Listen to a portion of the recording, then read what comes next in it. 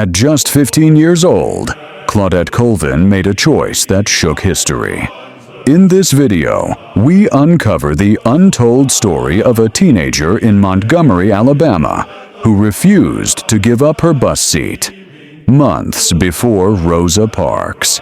Discover how her courage became part of the legal battle, Browder versus Gayle, that ended bus segregation.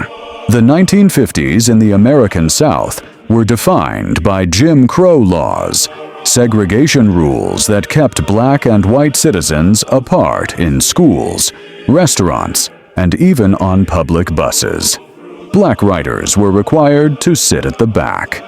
If the bus filled up, they had to give their seat to a white passenger, even if they were young, tired, or had paid the same fare. This daily humiliation was a heavy weight on the black community, but it was a weight Claudette Colvin decided she would no longer carry.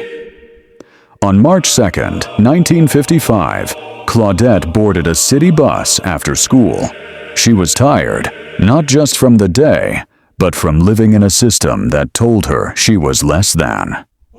As the bus grew crowded, the driver demanded that Claudette give up her seat to a white passenger. Claudette refused. "It felt like history was pushing down on me," she later said.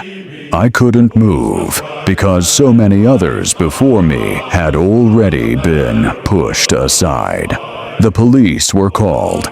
Claudette was forcibly removed from the bus and arrested, a 15-year-old schoolgirl treated as a criminal for demanding dignity.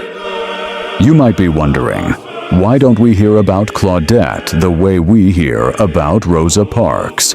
The truth is complicated. Claudette was young, outspoken, and later became a teenage mother.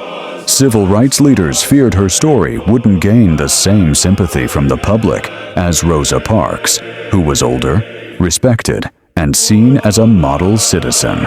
So, while Claudette's courage lit the spark, it was Rosa Parks' arrest, 9 months later, that became the catalyst for the Montgomery bus boycott.